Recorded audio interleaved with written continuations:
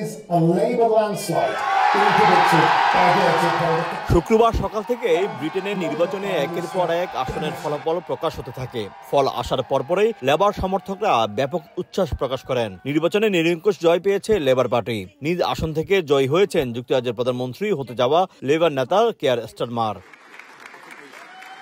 অন্যদিকে 14 বছর ধরে ক্ষমতায় থাকা কনজারভেটিভ পার্টির বিশাল ব্যবধানে ভরাডুবি হয়েছে।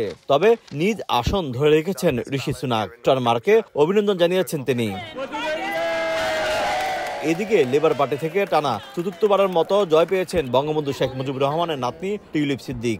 ফল ঘোষণার সময় উপস্থিত ছিলেন বঙ্গবন্ধু কন্যা শেখ রেহানা। মেয়ের সাফল্যে খুশি তিনিও। আমি আশা করি যে তার জীবনটাকে উৎসর্গ করেছে পলিটিক্সের, রাজনীতিতে, এবং তার পরিচয় তার দেওয়ার প্রয়োজন হয় না। সবার কাছে দোয়া চাই সে যেন তার কাজ তার নিষ্ঠার সাথে করতে পারে।